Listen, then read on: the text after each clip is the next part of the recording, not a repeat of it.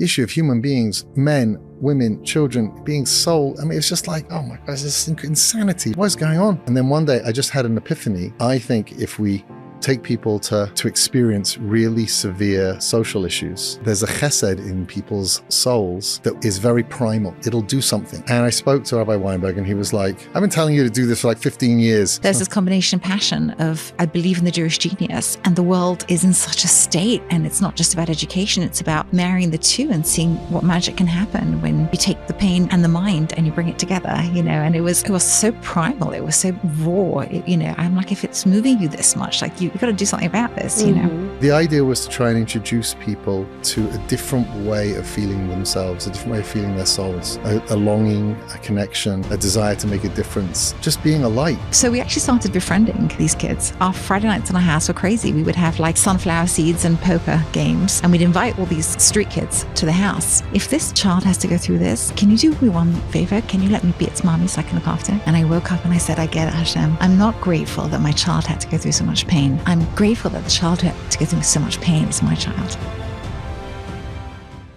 Welcome back to the Stories of Hope podcast, special Purim edition. This week, we had the honor of featuring Ilana and Rabbi Jamie Cowland, a power couple who shared so many interesting stories, initiatives, insights. This is the only interview where I had to pause in between and call my team to say, hey, I don't want to stop. Is it okay if I keep going? It's a special interview, special for Purim, filled with more of everything we have to offer, and I can't wait for you to hear it. And of course, before we jump into our episode, Pesach is coming up. There's a lot of purchases, a lot of pots, a lot of pans, a lot of goodies, and you want the best deal, so you know what to do. Download the PZ Deals app. Are you going to be traveling on a plane? Are you going to be traveling locally? Save money by using the Uber Eats coupons, the Uber coupons. PZ Deals has Postmates. They have unbelievable offers, 15% off, $15 off, and it can only be found on the PZ Deals app. So download PZ Deals, because with PZ Deals, you'll never pay full price again. Get ready, get excited, and multitask with your Mishloach Manos as we join you for another special episode of Stories of Hope. Hi, I'm Tzipora Grodko, and this is the Stories of Hope podcast. So this is very, very exciting because I'm with Rabbi Jamie and Ilana Cowland, and Rabbi Jamie changed my life through Justifi. It changed my life. There was BCE Tzipora of Justifi and BCE after, and I went on the Thailand trip. I went on the Peru trip. I think that was it. I think those were the only ones I joined. And I still have the notebooks with the handprint of the Thai children on the cover, and I bring it with me to speeches. And I feel bad for everyone that misses out on the opportunity to go on the trip, but one of the main parts of it was you. So how lucky is everyone that they get to hear not just from you, but from your wife as well. And this is just the beginning. So before we start, we'll start with you, Ilana. Can you just introduce yourself, where you're from, your background, your passions, and then we'll go to your partner in lovely crime. If you want to talk about my passions, we're going to be here for the whole show. So yes, I'm Ilana. I'm from London originally, London, England. Although my heart's always been in Israel, that's the truth. So I'm just back where I belong. And Jamie and I met when I was 19. I had a very unexciting story, honestly.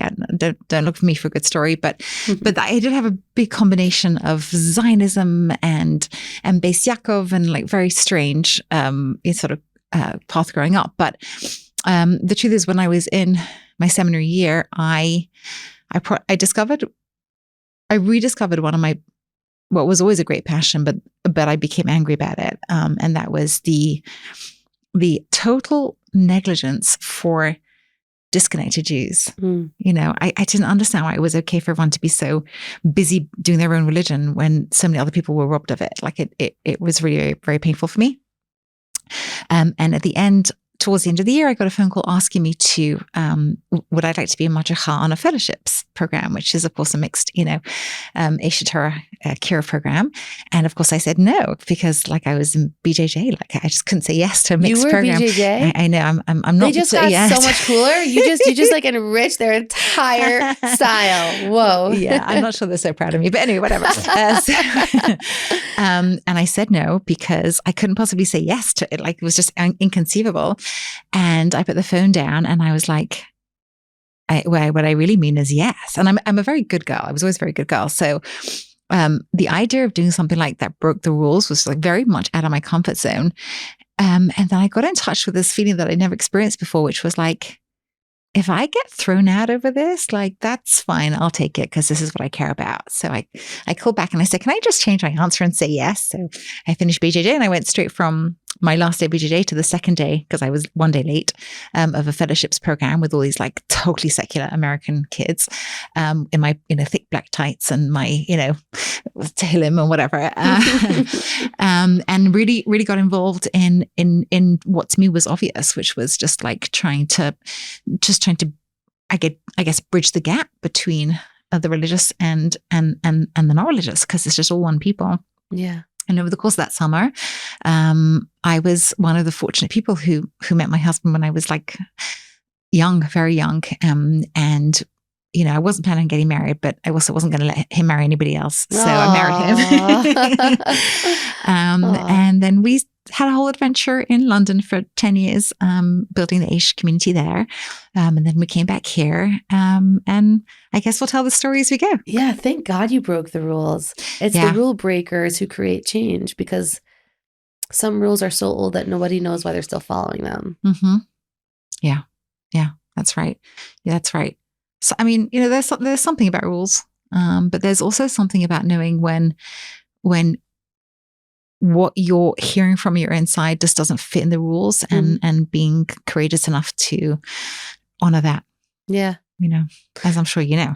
Yeah, I do. I do. Represent. Yeah. But I also wasn't a rule breaker. I also, like, good student, teachers like me, didn't break the rules. Totally. But thank you. So excited to hear more. Yeah. Rabbi Jamie. Sure. I'm from a small town on the south coast of England, a place called Bournemouth. And I grew up traditional, but not observant. Nothing that I think would particularly qualify as strong Jewish education. I went to Jewish schools and this, that, and the other, but there was, not so much going on. And I was studying in university in England, and I got a message from a letter, because this is 35 years ago. So there was, For those who don't know, a letter is a paper and pen when connected. They form words. Exactly. So Dear something, you're something. And then everybody knows what we're talking about. Okay. So I got a letter from a cousin who was studying over here in yeshiva. And he said, how are you doing? So I'm like, I'm studying philosophy and I don't like it because they're not answering the fundamental questions. And I did that. Blah, blah, blah, blah. So he said, well, why don't you come to Israel for the summer? And there's this program you can do for 6 weeks and it goes through all those questions. So I came and they answered the questions, I thought, really, really well. And I had to take a year off from university anyway because of a technical reason, which was kind of miraculous, but whatever. And then I came back to Aish Torah and I stayed. I just stayed.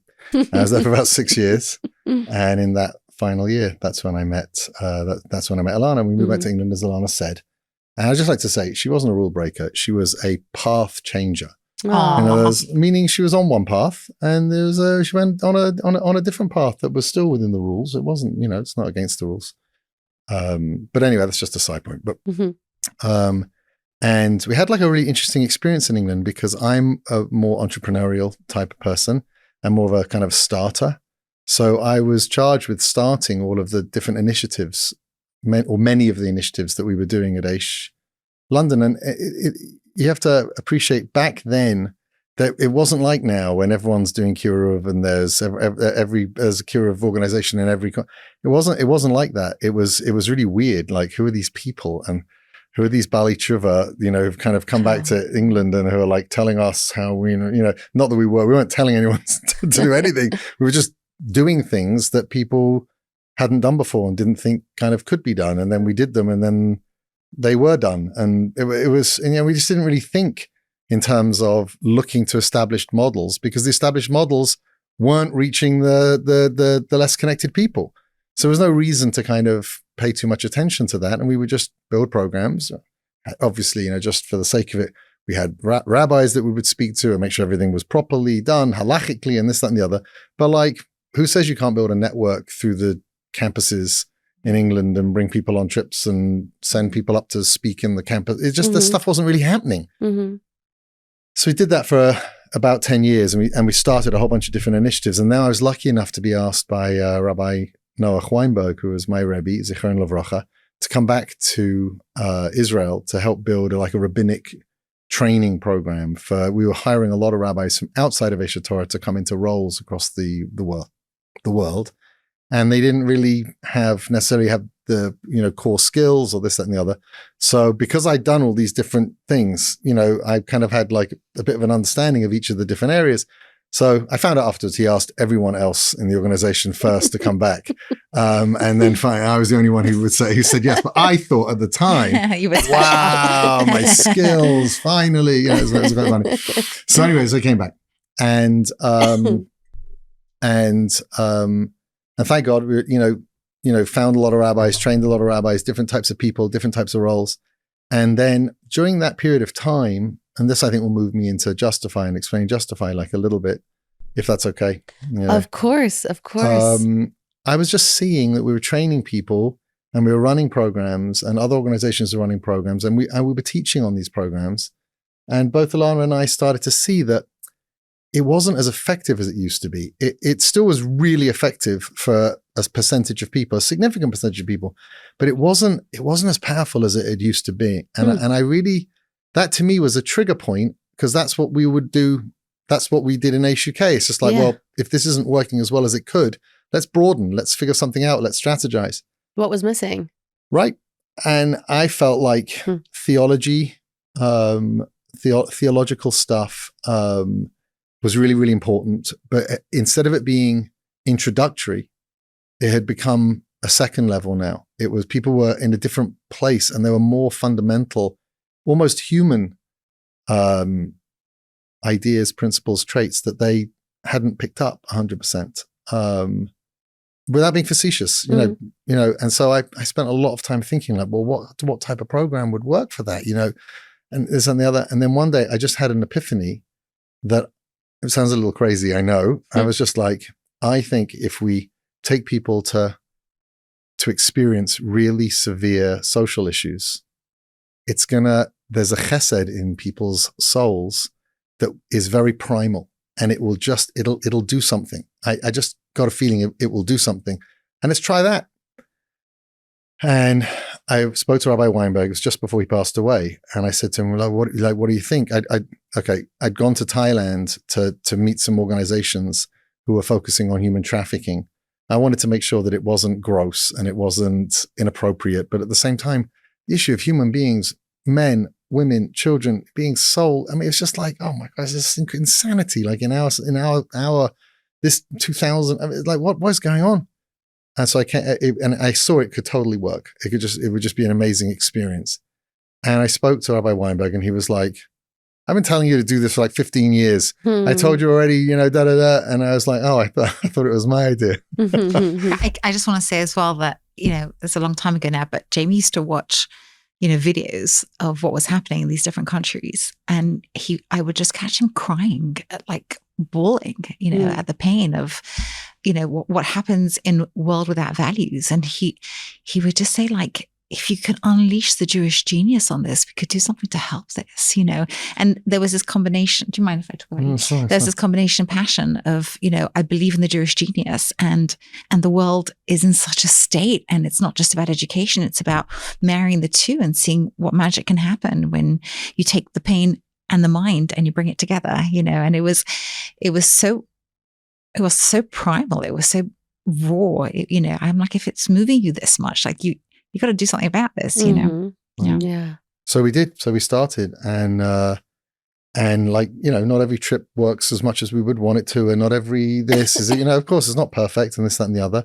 But the idea was to try and introduce people to a different way of feeling themselves, a different way of feeling their souls, a longing, a connection, a desire to make a difference. The Am HaNivchar, the idea of like just being a light. And so we started, and I think we just did our 100th trip and something like that. Wow! And we're about 9 different countries now, taking all different types of age groups and different people, which is great, and it's really wonderful. And it's a tremendous blessing on so many levels. But the basic point was similar actually to what you were talking about before. Was just like, it's not that anyone's doing anything wrong, although maybe sometimes people are doing things that are wrong educationally or this, that, and the other. But like, it's okay to kind of accept that the generations have moved on. The generations moved on. Assimilations hit people, religious people and non-religious people, in a completely different way. People in a different place than they were 25 years ago. So why would you think that the same ideas that were working 25 years ago as introductory ideas would necessarily be the right ones? Right. So they are the right ones for a lot of people, which is why the programs that other organizations do are so strong and fantastic, and we support them and we teach on them, and no problem with it at all. I wanted to do something different because I wanted to try. And then this weird thing happened, which was like a whole bunch of religious people started to come on the trips. That's new, right? Meaning initially it when you wasn't my made intention. it, it wasn't initially when you made it, was it more for like secular curious individuals? And so many religious people came, and they just like, you gave me back my soul. Was I one of the first like more religious people to come? Yeah. Because I think when I came on the trip, everyone on the trip was like, "What are you doing here?" On that trip, I was the most like religious, like practicing, observant person. That's the word I'll use. I don't like the word religious. I was the most observant person. And people were like, "What are you doing here? Like, you're comfortable being here?" I think there were like all different walks of life. I remember their names. I remember so much about them. And I remember telling my mom, I'm going to Thailand to do social justice work. Don't tell anyone in Muncie. They're going to say that Gronko kid's gone crazy. Don't tell them, but it's kosher. There's kosher food. And even my family and friends were like, "You're out of your mind, Sephora." And it didn't matter to me because it was the way I got to see the world, and I loved everything you stood for. And like, I'm a real Talmud, like hierarchy of values. Fantastic. Wow, and within like simplicity is profundity. And it's only when you walk, I internalized it so deeply. And essentially what you created is taking everything we learn and making it an experiential process that can really only happen like when you're deep in the trenches, in the polar opposite of what you know, because then you're not challenged. That's right. Then it's just like a song that's nice in the background, and when you're in the mood, you change it. It's astounding, and I know that we discussed the possibility of doing a trip together. So if you're listening, we still should, and want to join, hopefully we'll work on that. But it's you and your wife are massive doers, and so. As a couple, as a power couple, you've also passed that gene on to your children, which is part of how you're here. Because Meira, the official Meira, if you don't know her, then you live in the Stone Ages. I don't know who doesn't know her, causing like just like the political beacon of light and change within the world at large, specifically the country of Israel. Reached out to me and said, "You have to have my parents on." And I said, "Well, duh. I mean, this is not like a new concept, Meira. It didn't work out. I tried. They were local. I wasn't in America, whatever." So I'm grateful that you're here now. But I want to know, for everyone listening, how do you, and everyone will know if they don't know yet, like obviously the two of you are greatness. How do you pass on that gene to help your children become great and create their own path? Well, I'm laughing because you're not the first person to ask this question, Farah. So we're actually writing a book about it. Wow. Yeah, we're writing a book about it. It's sort of a two-sided book. It's on the one hand, how to raise children in a wealthy community, which is something that the Jewish community is doing terribly. at the moment. Terribly. I think it's very connected to the lack of idealism. And on the other hand, it's like, how did you raise idealists? You know, I mean, we were lucky we didn't have so much money, so it was easy for us. By not being wealthy, it was really easy. But can you answer both those questions then? Yeah, I have to read the book. I know. Yeah, it's coming out soon. It's called Brats. Love it. Yeah. I haven't quite figured out how it is, but yeah. You know, I guess I'll spoiler alert some of the book over here, but you have to understand what idealism is. And idealism, the problem with it is that sometimes you accomplish the ideals and the goals, right? You see this in the country of Israel. You see that you had the Zionists who were like looking to build a safe land, and you had the Jews who were looking to rebuild the Torah world. You know, the one thing they didn't really ask themselves is like, what if we succeed? What if we fail was obvious? Well, we'll die. That's fine. Okay. And we won't be here to deal with the problem. But there's also the problem of succeeding. So when you have, immigrants and poor people, and they're coming to America to rebuild, to establish, wealth and liberty and all free, that's great until you hit the next problem, which is like, you've succeeded. Mm. So building something which is already built is not an exciting goal. You cannot translate the idealism of building something when idealism means this needs to happen, I believe in it, and I can play a role in contributing to it. If it's already done, I'm too late to the party, that's not going to kindle my fire anymore, right?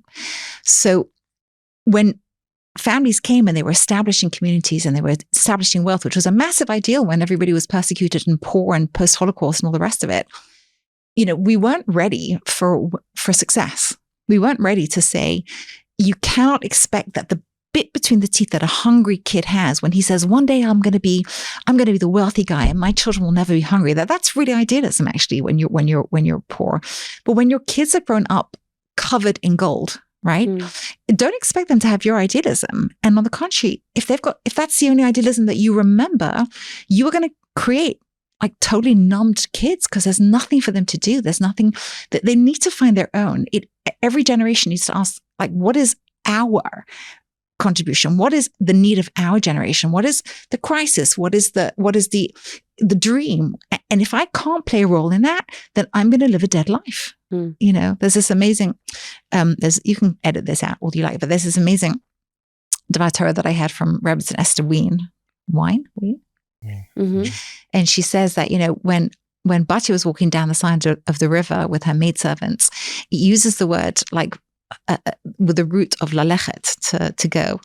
And Rashi says that, it's connected to death. Okay. He talks about, through the valley of death I shall walk and whatever. And she says, why was that walk a death walk? And she says, somebody or some commentator or other says that when Batya was walking down and she sees baby Moshe in the river, she says to her maidservants, do you think I should save that baby? And they were like, are you joking? No. Are you Paro, like your Hitler's daughter is going to adopt the Jewish baby. Are you joking? And so she asked them a question. She asked their opinion and they contributed their opinion and she rejected it. When your contribution is rejected, that's equal to death. Right? So I can only contribute when I'm needed. We have to redefine idealism when the old idealism has succeeded. We have to redefine it in this country. There's a lot of non-idealist stuff in this country because, like, okay, the Torah world's built. The country seems pretty safe. What am I here for? Like to, smoke hookah? Like that's my big goal. If we can't find that or let our kids figure out for themselves, they're going to be living in the shadows of their grandparents who were on fire and they're going to be like just embers. So this is the number one question that everyone always wants to know. How do they find their passion and purpose? Right. So yeah.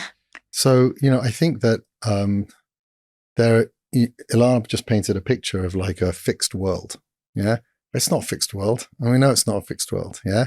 It's never a fixed world. And there's so many initiatives, ideas, things that will really, really change people's lives. Ideas within chesed, ideas within education, ideas within building out new initiatives in all different types of areas. I remember once meeting a very successful philanthropist who who said, like, my life's mission is to provide parnasa for 50,000 Jewish families in Eretz Israel or something. I'd never thought of business from the standpoint of idealism in that way, but it's so true, man. Try a couple of months without parnasa, and then you realize like what that guy was doing for the people who he was helping, right? So there's just so many areas, but I think that the point is that, for me at least, one of the ideas is whatever it is that you're doing, learn to think about what needs to be done and why you're doing it, right? If you have an idealistic motivation behind the thing that you're doing, even if the thing that you're doing would look the same as everybody else, right? I want to fight for justice. I'm going to be a lawyer, right? I want to, so what we tried to do, I think, was with the kids was to try and find things, parts of life, parts of everyday life that most people just don't look at. They just didn't think about. And instead try to, and tell them, well, if they would comment or they would observe, like, this seems crazy. Why isn't this happening? So, well, go try and do it. Let's see what we can do about that. Let's try this. Let's try that. And I tried to show them how to do it. So we have a little just family project before the Chagim, for example, which my kids now, Hadassah, the real Hadassah and the official mirror, they often post just before the Chagim. They bring in a lot more support than my efforts do at this point. But we just chanced upon families that were really, really struggling and that other people weren't helping. And maybe they didn't want to tell anybody or this, that, and the other. So we would prepare envelopes before the Chagim, and I would take the kids with. I would take a child with. We would go to distribute, and I would say to them, you have to be in a completely loving space and not in any way like look around the house and see it. Not just go and be like, we're here and the Jewish people love you, and this is money that was sent from Jews all over the world, and we want to wish you a Chag Sameach, and then just leave, right? It's trying to teach them how to do things that are meaningful and that are beautiful and that are in between the cracks in a world that otherwise, as younger kids, they would just think like everything is kind of fine. One of my daughters says, like, we taught her that we would have a lot of Shabbos guests. So like the kids had their own rooms, but if we had a lot of guests, they would have to give up their bed and they would sleep in all the siblings in together or this, that, and the other. So you have to give up your bed for a guest, or very simple things, very simple. Mm-hmm. But on a deeper level, I think that they saw with us that when we saw problems, we tried not always well, not always effectively, not always successfully, but we would try to kind of throw ourselves at solving things that needed to be solved in a way that showed respect for existing initiatives, and in a way that was entrepreneurial, that was us. It was like our way of doing it, and we really tried to inculcate in each of the kids, like the stuff that they see, like how do they, right? Like how can they bring themselves to kind of make a difference in that particular area? Mm-hmm. So I remember Hadassah again. She was like, I want to visit sick people. I want to go to the hospital. So she would go to the hospital, but she raised like $1,000 from family and friends, and she made this little organization called A Spoonful of Sugar. Oh, and she would go around. She would just hand out candies on a Friday. Because a spoonful of sugar helps the medicine go down. And it was like she loved that song, and she's colorful and great. Hadassah, that is brilliant. Yeah. So just like things like that, and we would just encourage it. So our kids, I think, grew up touching the meaning of making a difference. And it's not that hard to do. By watching the two of you. Well, a little bit. And by us encouraging them, because they see things too. They see things too. They see a friend in school that's not doing well. They see a person who's being bullied is extreme, whether that happens too. They see someone who doesn't have that many friends. They'll see this, they'll see that. And like how to just be nice, or just go say this, or just go, but not because it's not from a Beyotzi type of way, but like actually. And how did you give your kids that self-confidence and self-love? Because I would imagine you have to be someone that feels sure of yourself to believe that you can be a leader. We're obsessed with our kids. Oh. We were really bad at hiding it from them. I think that helped. I think they're just these wonderful bundles, and we were very, privileged just privileged to be their parents and to receive them. Do you think that parents know how to properly express affection to their kids? Some do. And some are very affectionate, but they are so overwhelmed with their perceptions of the judgment of others that they almost blind their ability to see the preciousness of their own child with how they think their neighbors are viewing their kids. And you can have a child who's right in front of you, and all you can see is what everybody else sees. All you can see is what they're not. All you can see is what they should be. A kid doesn't want you to look at them and smile at them, and look at what they should be. Like they need someone to smile at what they are, it's when even like little babies, they only know that they exist because somebody else smiles at them. They don't have a sense of their own perception, but like there's a bit of that in all of us. Like if I'm worth smiling at, then there's something good in me, right? If a parent doesn't do that for their own child, who's going to do that for their child? And by the way, there are answers to that question, and sometimes they're not very, safe answers. Yeah. But when you see people who are attracted to the wrong crowd, most of the time that wrong crowd will be welcoming and accepting and loving, and they will see the greatness in the child that their own parents haven't seen in them. So the kids acting out, and like the only people who want to appreciate me are the other like kids who act out on the block. But do you know how much they give me? Because they look at me and they like me, or they love me, or they think I'm cool. If you have to give that to your child. Your child needs that from you. But if you don't give it to them, somebody else will. I had this realization actually, because one of our kids had some struggles along the way, and he was like, I'm hanging out with all of my friends, my best friends. So I was like, what are their names? Oh, it's whatever his first names. It's like, where are they from? I don't know. What are their last names? I don't know. And I was like, how come you don't know? And he's like, we don't talk about that. We're just there for each other.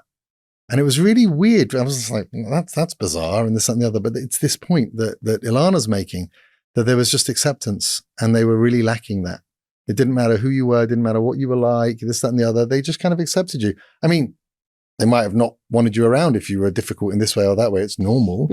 But there's just this kind of baseline. So I think that just to bring it back, just like maybe just to a cute story, one of the things that we do in the house, and we did in the house, was that every birthday we'd have like a family dinner, and everyone has to go round and say something that they really love and respect about the birthday person. Aww. Right? Something that something they've seen but you can't say things like, oh, you're really good at sports, or like, oh, you're gorgeous, or this. It's not like that at all. It's like, I saw this year how hard you tried, and the kids hate it. because some of the kids hate it because it's hard to come up with stuff, Yeah, but we make them do it, like, as best we can. In fact, we just had the 18th birthday of our youngest child, and we went out for dinner. It was just the three boys, and Ilana and I, and so Ilana's like, maybe we'll go. And the kids were like, no, we're not doing it. We're not doing that anymore. There's no way. girls around. It's There's my no birthday. girls around. We're not doing it. It's my birthday. Right? But they grew up with like, why am I appreciated? And it was real things. It was real things. It wasn't superficial things. It wasn't accomplishment-based things. It wasn't societal things. It was who you are things. And they felt seen. And I think that the subliminally, they would begin to say, like, see in themselves the stuff that they would value are those types of things, right? And they would learn to say those types of things to other people as well. And they're all kind of deep from that way in terms of perceiving people and seeing the realness in people. So I think that they had confidence to go do stuff because, like, well, why wouldn't you? I don't think they were struggling from that lack of self as much. I mean, let's not turn them into, of course, That's such a nuance as a parent, because I would imagine that the easiest, most basic way to, so to speak, evaluate a child's success is by saying, wow, look at your grade. Look at how well you scored. Look at your sports physique. Look at how beautiful, by these superficial physical accomplishments that don't reflect always like effort or are not. Well, we were very strict about that in the beginning. That's it was really just cool. like, well, how hard did you try? How How did hard you did you try? try? I don't care about the mark. How hard did you try? Yeah. Like that type of stuff. And I think it just, there's a deeper way of looking. It's, by the way, in philosophy, let's say in Hashkafa, the person comes and says, you know, well, did you thank Hashem for that? Are you aware that Hashem's involved in that? You know, it's just like, it's a deeper perspective that goes in over time versus just looking at it, so to speak, normally. That's all. Yeah. It's not, you know, I think you have to be mindful a little bit, and you do it. And you have to be mindful. And I think you have to plan a little bit and maybe research a little bit, because it gets boring and you kind of come up with funny, you know, cute ways of doing this. But there's like, it doesn't take a lot to set a kid right. There's a few key messages that if they're consistent and real, it's not, you don't have to be like constantly, you know, aggressively, fear-based, panicky parenting from that standpoint. It's just few fundamental principles that make kids feel very safe and very loved. And it's not like it was easy. It's not like we didn't have our struggles with our kids. We've been through some very bumpy things with our kids, you know. But you'll tell me after this if you want this gone, but, you know, I remember, and I was very moved by this, but, at one point, one of our kids was really turning into like low quality kids for that validation, because I'm assuming we weren't giving it to them enough like that. And what else can I assume, you know? And it was hard. It's like, why are you going to the low lives when, like, why do you, what do they give you that we don't? And that wasn't a rhetorical question. We were asking that question. At some point we realized, because we're disapproving and we are comparing and we're judging. And so we actually started befriending these kids. Our Friday nights in our house were crazy. We would have like sunflower seeds and poker games, and we'd invite all these street kids to the house, sort of in, and they thought, you know, we were gonna, like, I don't know, maybe arrest them or something, because they nobody wanted them. These are the kids who are stealing, and these are the kids who are, and we befriended them. And at one point, Jamie gave this unbelievable speech. It was, do you remember this? No, I don't think you would. I don't remember anything. And he stood up and he thanked them all for providing for that child, what the friendship was giving them that they weren't getting anywhere else, you know. And it was very humbling. I mean, it was very humbling. Jamie's a very humble guy, but it was very humbling. And nobody ever thanked them for being good friends, because they were just the low lives. But they had given that child in a time of need something that nobody else was, you know. Whoa. Well, you wouldn't be experiencing these things if Hashem didn't have a way for you to turn them around, right? But you got to, and it's very normal, I think, as a human to have invested so much in a particular direction.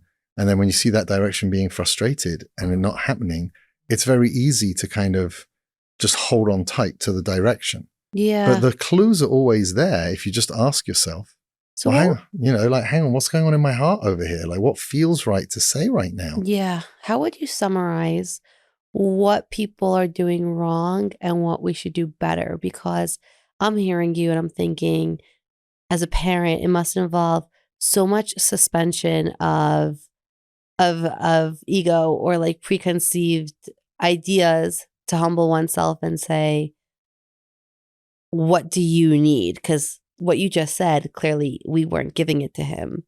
Oh, that's like a very humble thing for a parent to say, instead of saying, he has issues, he's not listening, right? He's just, which, by the way, is true. Which is true. But the purpose of sometimes we forget that, like, the purpose of the argument is to come up with a solution, not just to have a problem. And there's so much education, there's so much conversation, and yet we're working on repairing. But, like, you know, from your experience, and of course I know that the two of you are seasoned professionals in your art, because it's people who haven't tasted challenge don't speak this way. So if someone does, then I know they're experts. And there's nothing wrong with that. There's nothing wrong with that. That's why we're here. We'll be right back to our episode. But first, giving tzedakah has never been easier. And the merit that this episode hits the hearts of all those that need it. I gave tzedakah through the Chabad Tzedakah Pushka app. Within seconds, you could enrich the life of orphans who are struggling to pay for their wedding, whether through giving a couple cents, whether through giving dollars, whether through allocating all of your meiser through this app. It is easy, fast, simple, and impactful. So download the free Kol Chabad Tzedakah Pushka app today. What would you summarize to say are like mistakes people make when it comes to trying to be mechanech children who seem oppositional, religiously, personally, and what would you say are things that we should try to do more to try to do better? I have little to say about this. I'm going to hand over to Jamie, but I'll start with what comes up for me when you say that, which is like it's almost two opposite feelings, but they have to be, like most things, handled in nuance. You got to realize that your children don't exist to make you look good. And at the same time, we've got to take our parenting very seriously, but maybe not so personally. Sort of the same, two halves of the same thing. And like nobody wants to see their child in pain, right? Nobody wants to see their child in pain. I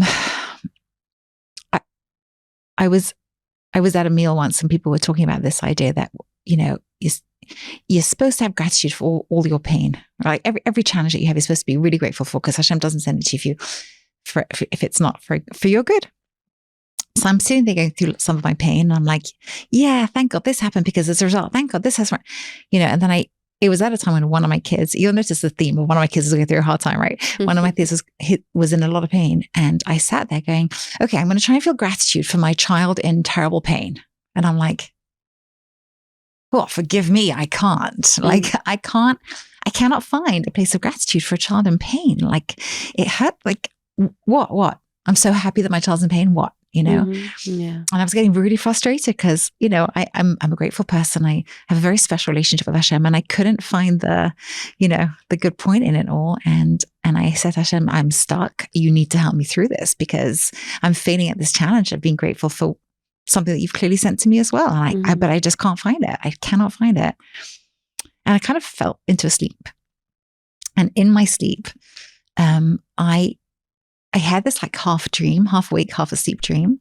And Harry Potter, of how course. Like, right, like I'm from this, America. Right, there's that scene when he's walking, I don't know, Dumbledore and Harry walking, there's somewhere in heaven or something. Book number 7. Yeah, whatever. So it felt a bit like that scene. And there was all these like neshamas everywhere in my dream, right? And there's this one neshama, and it's got a little label on it. And I read all the nisyonot that child is going to have to go through. I get emotional when I think about this. And I look at this label and I'm like, oh my God, like poor kid. And I'm reading my child's nisyonot, the pain that they had to go through. And I turn to Hashem and I say, really? And he's like, yeah. I'm like, wow, that's like, whew. I'm like, if this child has to go through this, can you do me one favor? Can you let me be its mommy so I can look after? And I woke up and I said, I get it, Hashem. I'm not grateful that my child had to go through so much pain. I'm grateful that the child who had to go through so much pain is my child. Whoa. But my child's job is not to make me look good. My child is given to me as a special gift with all the wonder and all the nachas, and that's great. It's beautiful. And we have so much of it. But I have a job, and I have to take that job seriously, not personally. So well said. It's a heavy story. It's a heavy story. My wife has dreams.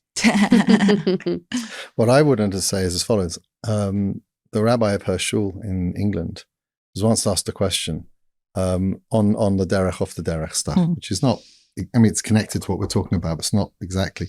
So he said, one way to stop kids going off the derech is to make the derech a little wider, right? Which is, pithy and a little sarcastic, but like deeply true. And I meet people all the time who are like, I was Litvish and I just couldn't do it anymore. And I didn't want to go off. And then like, I found Hasidus, you'll meet Hasidish people. Yeah. And they're like, the community that I grew up in specifically and my family situation, I felt like I was being strangled and this, that, and the other, but I found, right, And those things are revolutionary in those communities. Like, it's not cool. I don't think people mind that much, but maybe they do. I don't know. I'm not from that world. Yeah. But it's like, the truth is that, very often we just have to broaden our understanding of what the child needs and what and what's good in terms of avodas Hashem, and that it doesn't have to look or be the same as us, right? And I think once you realize that, you can take you lose the need to put pressure on, again, assuming that a person is still moving forward in their personal growth and their, albeit sometimes it's like really twisty and turny and weird and this and the other. But like, to me, that's what you have to see, because we're all like that. This is a principle in education, and it's a principle in parenting, it's a principle in life. And that is, we're all going through the same stuff. It's not, I remember I used to do an outreach training program when I was running a program for Rabbi Weinberg. I was the Israel representative for the organization that was being run in America by a dear friend of mine. But I would come in, and I was running certain aspects of things, and called Project Inspire. It's a well-known program, I think. So it's a pretty big deal, Rabbi Jamie. That was in its startup phase. Okay. I told you I was doing stuff. No, but there was other people that were there doing great things, and I'm not saying I was. I'm not, and not out of humility. It's not true. Like they were. Oh, thanks, Lan. It's not true. It's not true. But I'm saying, I was running the Israel side, and coming from Israel to bring what Rabbi Weinberg wanted done, and this and the other. And so we do these outreach training programs. Then we go to modern Orthodox synagogues, OU shuls, Haredi shuls, whatever it was, people that wanted to be involved a little bit in outreach. So I used to start like this. So we talk about like, why do you want to learn how to do, educational outreach? Well, I want to help people become from, and I want to help people, all the normal things that people would say, which I didn't think was correct, but fine, whatever. That's what they were saying. So it's okay. I just want to do a little exercise. Who here, put up your hands, please. Who here believes in Hashem? Yeah. So, and who here believes Hashem gave the Torah? Yeah, 100%. And who here believes that Shulchan Aruch is like, the expression of the will of God in halakha? And who here is willing to take to make a commitment here now to never speak or listen to another word of Lashon Hara for the rest of their lives, as is written in Shulchan Aruch? Puts there. One some girl once tried to put the hand up, and I said, "Put your hand down. Do not do that, right?" But so I say, no one puts their hands up. So I'm like, I don't understand. You believe in Hashem, you believe in the Torah, you believe in what do you mean? Mm-hmm. So they would say, well, So I say, you guys believe in this stuff, and you find it hard to grow, and you want to take a secular person, and because they've listened to your amazing, whatever it is, they're now going to like break up with their non-Jewish girlfriend, or they're going to suddenly this, that, and the other, which, by the way, happens all of the time. But like, look to yourself, look how you grow, and you'll know how to help other people grow. Look at what blocks you. Look how judgment makes you shrivel, right? So now, why? It doesn't make any sense. It just doesn't make any sense if you think about it. And you have all the tools, because you just literally think, how would I feel if this? How would I feel if at the end of a long day, I came home and all anyone cared about was whether I was doing my homework right now, or doing or learning more now, or running to shul right now. Like, I want Ms. Garrett, and I want assistance. So I have bad days, and I need to, of course. But like, no one likes that. No one likes it. No one likes it when they're trying to figure out a part of themselves, and everyone is just saying, "Oh, you should just do this. Oh, it's just so easy. If you just, why don't you just do this?" We have a saying in our house, which is that when someone says "just" in a sentence, that means they don't know how to do it. Right? Oh, I don't know. Why don't you just, make a call? Why don't you just? It means that you don't understand what you're going through. Like, I know I should make the call. I can't make the call. I don't just make the call. It doesn't work like that. And everyone's got their justs. Everyone's got the stuff. Such a good call. Like when people say, "Why don't you just go out for coffee?" Yeah. They have no idea. That's right. Just do three pounds, just get married, just go for coffee. Yeah. It's like one of our family members joked to say, Jamie should change it from Justifi to If-I, because That's right. But it's just like, people, every human being has a Hashem in their life. Everyone has a journey. Everyone has a pathway. And like, we have to look into ourselves and say, what does this person need? And you'll know, not what they'll need necessarily. You may not know the answer to that, but you'll know what you can give. You'll know what you can share. Yeah. Right. And sometimes that's nothing. Sometimes it's just being there, or sometimes it's not being there, and not taking that personally, because we're on this weird journey. Yeah. And it's like people are just like, no, I'm controlling the journey and I need my results for this. And it doesn't work like that with human beings. It just doesn't work. And so I feel when it comes to even your own kids. Yeah. You have to stay in your lane. People talk about staying in your lane. Like, obviously, your child goes through a stage of being a small child and a bigger child where they're learning the tools, hopefully. And it's a really big trick as your kids going through becoming independent and becoming an adult, that like one of the most important things to establish is that they want you to coach them, because they are now at a stage where they can actually decide not to choose you as their coach. So the simple trick to that is that when they experiment with what it's like to share something with you, that your answer should be something that makes them think, I might go back to that, to him or to her, So like when your kid asks you a question that you want to die because you're like, I can't believe that they're dealing with that, right? You got to make them feel that you're wise, that you're smart, that you can relate, not that you're judging or punishing or shocked. Otherwise, they're just not going to come back to you because they're going to try and protect you, right. From the horror that you felt at their experience, Right. So as a kid is becoming independent slowly, they choose whether they have you as their coach in their life. And your job is to hopefully coach them in such a way that they want to choose you. But there'll come a point where they don't need you anymore. And again, the adult relationship within the adult child is based on the child's willingness. And that's what you establish in those years. But the ability to stay in your lane when it comes even to your own, sort of adulting child is we want to stay in our lane everywhere except for our own kids. We want to overextend, over rescue, over have an opinion, over and children have their own higher power too, and children have their own relationship with their own hashgacha and Hashem, and they come to you when they want to on their terms, and be a good idea in their life. Be someone that they want to turn to. Yeah. We had a funny story a few months ago. It's happened a few times, but we were giving a relationships thing. Perfect. I was going to say, I want to squeeze out all the goodies I got. So we're going to go to that category after.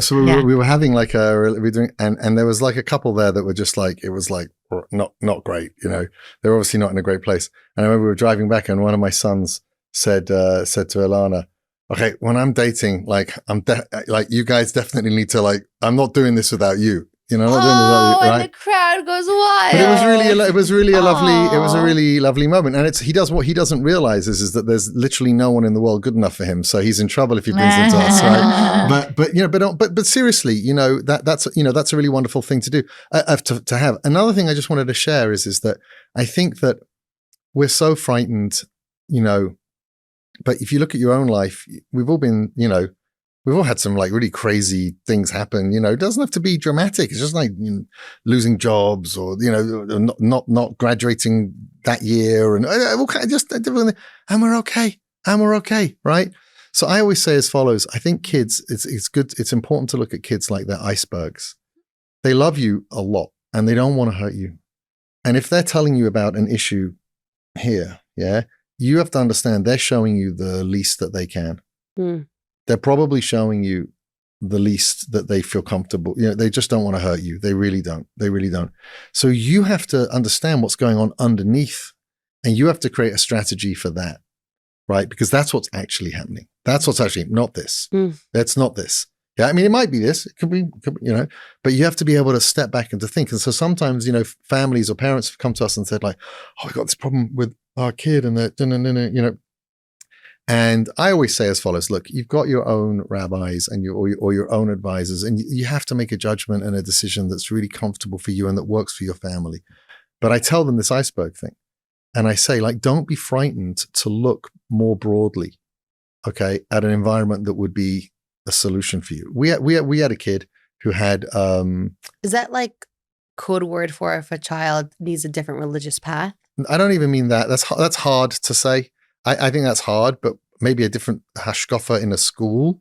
Okay. Or like, a different type of environment that's not like the way that because they're not, and ask people. Most people will tell you if they say to you, my kid, really struggled or is off the derech or this, that, and the other. They'll say, it started, I noticed there was this, da-da-da.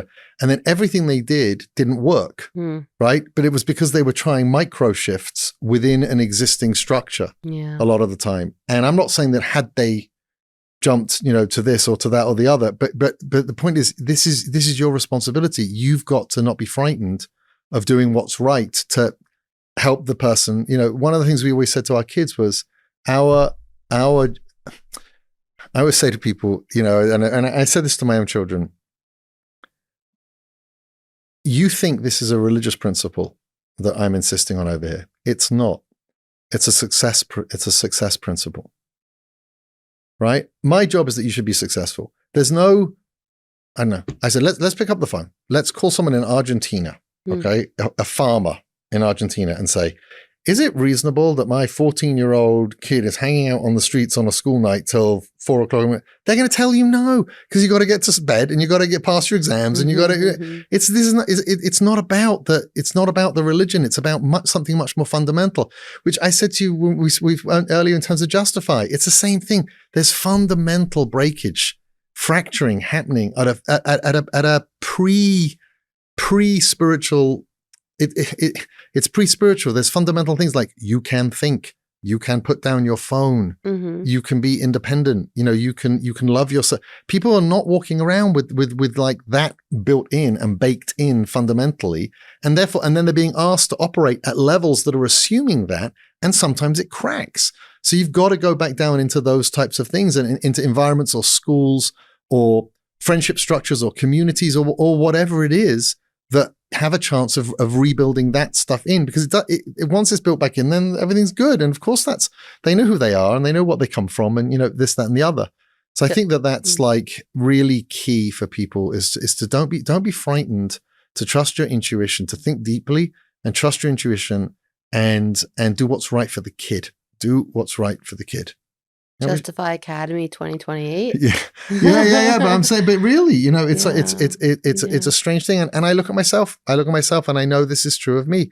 I know the steps I skipped in my own development because I could get away with it. I know can I give another example? Is that it? Yeah. Please. Okay. So we were talking about relationships, but one of the things that we've noticed, and maybe in a minute, Ilana will tell you a story of how we got started with teaching about relationships and stuff. But one of the things that I noticed was that because I was involved in the Baal Tshuva world, okay, was that you're a non-religious person, you don't really know very much about Judaism, and you come into an Eish Torah, or you come into an Or Sameach, or wherever it is that you go, and you're kind of wrong about everything. You're just really wrong about everything. You don't know the translation of the word. Okay, when you translate all the words together, you can't sense the nuance that's being communicated. You didn't even know there was a gotcha recently. Yeah, or maybe you did, but you didn't know you could admit it, or like whatever it is with people, right? You dress wrong. You eat wrong. You eat wrong. Okay, you don't know the blessing. You go to Shabbos tables and you don't know what's going on. Is that right? So that batters a person's self-esteem unintentionally, but batters them because you can't be wrong all the time. You're like on edge. Like, am I doing this right? Am I doing that right? Even if you're not a nervous person. So I think what happens is that when it came to relationships, what I saw a lot with people that I knew and then once we started kind of being involved in chinuch as a married couple and students that we would meet, this, that, and the other, they were not figuring out at what point their intuition about relationships was good. Tell me more. Because they felt like they had to do it the way that the way that the Judaism says that they should do it. So they lost touch a little bit. So now, sad because they're so well intended and yeah, 100%. I think it's natural. I don't think anyone told them that. I don't think anyone told them, don't listen to yourself. Issue. Yeah, exactly. Also. 100%. Can we talk about that a little bit? 100%, right? Let's talk about relationships. Let's talk about My favorite topic. But I'm saying, if you think, so I say to people, they'd be like, I'm not, if I'm not super excited about this person on a chemistry level or on an emotional chemistry level, but everything's, my rabbis are saying, and maybe you've got commitment issues, and maybe all the stuff that we talk about in the frum world as well. This and the other. It's just like, dude, you don't want to marry this person. It's okay. It's okay. And people would be like, really, like and I don't. It sounds so silly. It sounds so silly because like, duh, but it's not. Because and I think the psychology behind it is that when you move into a new environment and a new system, or even a new period of life, right? You're getting a lot of things wrong and you don't really have your feet, you don't know exactly where you are. There's no one tapping you on the shoulder saying, oh, that bit of your intuition that comes from even though you were secular and even though you were dating back when you were secular, that bit's still okay. Yeah, but Rabbi Jamie, I'm going to say something that's a little bit of a hot take. I want to know your opinion. A reason why many people will feel doubt, and of course, Ilana, this question is directed towards you as well, is because there are a lot of leaders who will say, but that's enough. He's such a good guy. She's such a good girl. She would make an amazing mother. He would be an amazing husband. Those things you do, I'm telling you, it'll be fine. Your gut's telling you something's wrong. You're not so attracted. You'll be okay. And my question to you is, do you think the only reason why they're saying that is because they have a transactional relationship or they didn't have that sort of attraction? Because how can someone not hear that the person is essentially saying, I don't think I love this person. Should they be my business partner? Sure, but I'm looking for a wife. I'm looking for a marriage. I'm looking for romance. I'm looking for intimacy. Am I looking for a administrative assistant? They'd be great at that. I don't understand where that confusion comes in when it comes to receiving guidance. And I share this because I've been a source where I've been told this from so many people. Of course. So I just wonder, why are they being guided that way? What have you seen in your experience? Because I think it's such an important piece to address. I don't think that being a leader or an advisor means that you're automatically always going to get everything right. And I think we need to cut people some slack on that. I really do. At the same time, it doesn't mean that they're always right. It doesn't mean they're always right. Yeah. And so you have to maintain a bit of independence in those situations. And it's really difficult, especially when it's dating, because people are in an emotionally vulnerable place. They're lonely. This is the 10th, the 20th, the 50th, the 90th. It's just like, is it me? Is this the problem? This, that, and the other. But I just feel that like, and by the way, sometimes it could be that you're too picky. It could be that you're this. It could be that you can't commit. Like those things could be true as well for a person. We've all got, right? So it's very difficult to have like a blanket rule for these things. I think. But in general, I would just say that if you know that you're healthy, broadly speaking, and you know that you are good, broadly speaking, and you know that you're not getting in your own way as much as you can know that, then if a piece of advice comes your way that it just makes you want to cry or feel crushed or like I'm heading down a tunnel over here and I can't see it, I just think you gotta not with the greatest of respect at all times to whoever's trying to help us. Yeah. Sometimes you just can't. And I think that that's where the challenge lies. The challenge lies is that I think people have a misunderstanding of what it means to be part of a system sometimes. And I think that's a weakness in people where they want to defer the responsibility for their own free will to a higher authority, so to speak. And I don't think any higher authority, if you ask them explicitly, I strongly am petrified by what you're saying. It feels completely against my intuition. And I'd only be listening to you if I was not using my own sense of Bechira in any way. I don't think most normal people would be like, yeah, don't worry about it. Just listen to me. I don't think that's what they would say. I just think they're saying, broadly speaking, things can work out, Yeah. But I think such an important piece that you shared is we can take responsibility for our choices. And sometimes we get in a habit of thinking, as you mentioned, like, oh, well, let me just ask the teacher. Let me just ask the rabbi. And they're human. So they know what they know, but they don't know how you feel. And as much as you try to explain what you feel, it's still your responsibility to use your judgment, to use your intuition. It's also your responsibility to make sure that you're healthy. So that you can trust your intuition. Rule number one. Otherwise you can't, right? Et cetera, et cetera, et cetera. Yes. Right? It's a part of a whole picture of healthiness. Yes. Yeah, one of the guidelines that we use for whether people are in a position where they can make a good decision is, I use it anyway, but it's like, can you say yes and can you say no? Okay, there are some people who can't say yes.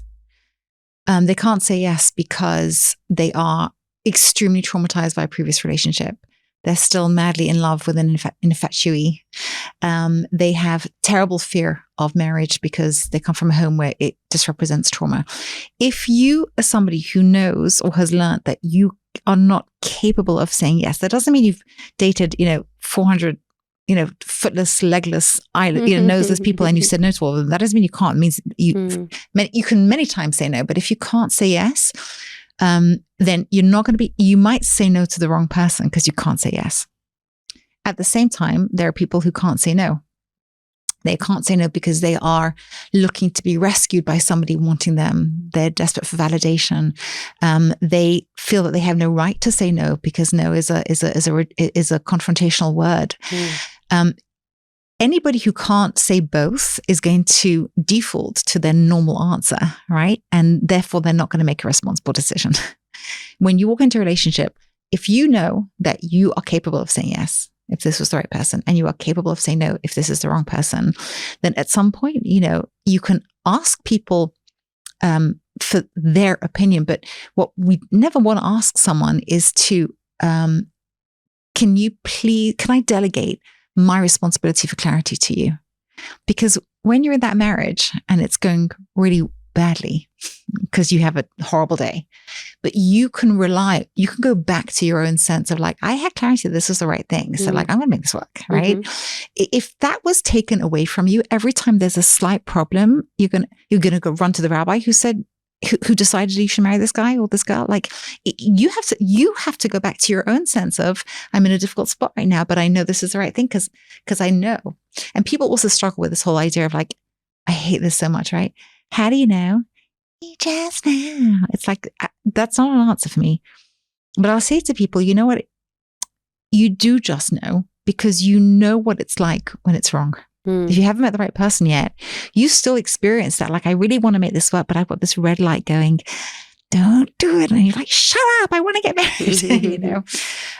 In fact, one of the reasons that I knew I wanted to marry Jamie, I remember it very clearly, was because I was just waiting for this red light, because there's always a red light, because there's always a bad idea, right? And I'm having this like internal debate with my inner voice. And I'm like, well, what do you mean? What do you mean? Where are you? What do you mean? Yes. You don't mean yes. You never say yes. I'm like, what fall in love? That's safe. And I'm like, yeah, green. I'm like, where is that? Where is the put the brakes on it voice? Because I know that voice. Yeah. So, if you feel like you don't know what a green light feels like, you certainly know what a red light feels like, right? It's the opposite of that. But your clarity, you can't, it's so dangerous to delegate that to somebody else's decision in all things, in growth, in religion, in difficult decisions that we make, in commitments that we have to break, in commitments that we have to make. You've got to be able to fall back on that. I know that I'm on the right path here because I have had my own clarity. Like, never give that away to anybody. Never. Yeah. Well, also, I just want to say that I think that there's layers to these things, right? There's times when there's something in the back of your in your head that's like bothering you, like, I'm lonely and I want to get married. Yeah. Now, that if that voice overwhelms the things you're weighing up in front of you with the person that you're dating, or even the person that you're in the relationship with, like you might have a voice in your head like, I don't want to be treated like this anymore. Okay. And then like someone leaves their socks on the floor, right? And it's like explosion, but it's not, the explosion doesn't match the offense. The explosion matches, right? Right. So sometimes you can overwhelm yourself and do something you don't want to do, or overreact, right? Et cetera, et cetera. So one of the things that we developed quite early on in our relationship, actually, which I think was quite cool, is like setting context so that the conversation is actually about the thing that it's about. So if there was a point of tension, this is earlier on in our marriage, we haven't done this for like a really long time, either because we've given up or because you don't need to. It's too tired to talk. She's too tired to do that, right? But if there was a point of tension, I would say, okay, Ilana, do you know that I love you? So, depending on the severity of the situation, you're like, yes. Okay. Can you take a second just to feel that? Because I feel it too. Do you know I would never do anything on purpose to hurt you? Not on purpose. It's like, yeah. But it'd be like, yeah, no, I know that. Well, it's true. Yeah. Okay. In the context of the fact that I love you and I wouldn't do anything on purpose to hurt you, can we now talk about what happened and how we can make sure that doesn't happen again? Right? It's a very simple tool, but it's really reestablishing the context. And again, I know we're jumping all over the place, but with parenting, we thought about this. We had lots of conversations about this. It was like, is there anything the kid could do that would mean we were done? Right? And when the answer to that was no, I mean, barring certain kind of crazy, like crazy things, yeah. But within the norms, right? It's like, well, that means that we love them more than anything else. And that's the most important thing now. If they're religious, if they're not religious, if they're this, if they're that, if they're like me, if they're not like me, if they're this, if they're not, whatever it might be, we got to a point where we realized, what's the context here of the parenting? The context is, this cannot be broken. The context is, there's nothing, right? So now I can think clearly about what needs to be done over because I've reset the context. We've reset the context of how we would be looking at any given situation. And I think within a relationship, that's also really important because if that voice, so if you say to yourself, okay, I got to think about this date or I got to think about this person. It's like, do I know that Hashem has a plan for me? Yeah, absolutely. Right. Do I know? Okay, good. I've got all those things true. Those are my core values, philosophies. I know they're true. They've always been true. And they're always present in anything I'm experiencing. Okay, now let's think about this thing. I think it gives people back their souls a little bit or their choices a little bit because if all you can hear is your mum in your mother in the another one? For goodness sake, and you're just like, oh, I just can't take it anymore. You're allowing that voice way too much say in the way that you're thinking and in the way that you're thinking and that you're feeling. And that doesn't mean that it's easy. And that doesn't mean that it's not painful. It doesn't mean any of those things. But it does mean that you own the decision. It does mean that you're moving forward. It does mean that you're being true to yourself, which you can't lose that. If you lose that, what the heck? And it doesn't mean you have to be completely on your own. If somebody says I think this is a really bad idea, they're not good enough for you, or you're being too picky and you should just marry them. You could talk to a person who you feel is reasonable and say, okay, this is going to be my decision, but tell me what you think, why you think I'm I should be taking this more seriously. Here's what I think. What do you think? You can use other people's helpful advice to make your decision. It's not the same as giving them your decision. Yeah. Whoa. She would often say to people who are getting the picky thing, just say back to the person, where am I being picky?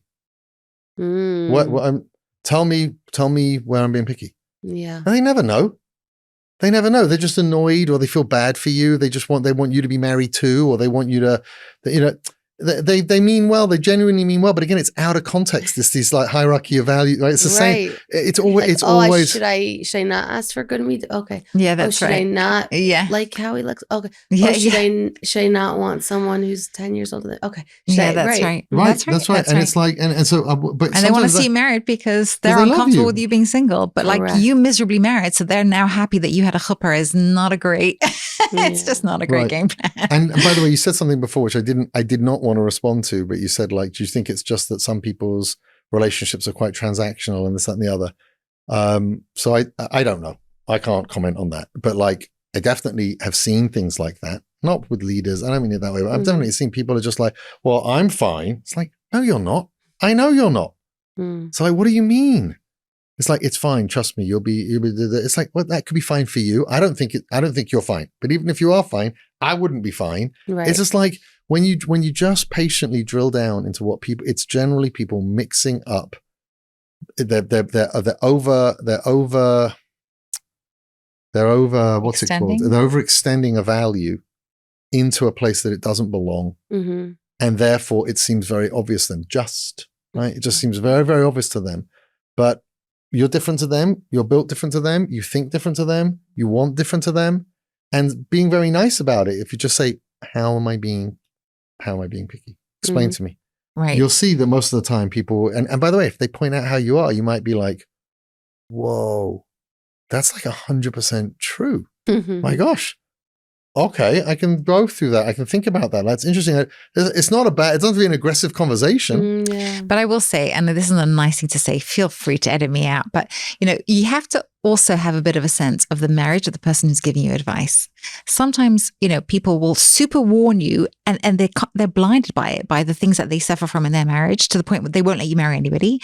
And sometimes if they suffer from something in their marriage, they'll kind of think that you should also, it's like attraction is just not that important because your spouse is not attractive. Like it might be important to me. It's kind of important to get a sense of whether their marriage is something that doesn't give them an axe to grind in the advice that they give to you. Yeah. Yeah. It's so funny that you're sharing all this because I get asked a lot. Thank God we have a great platform, Baruch Hashem.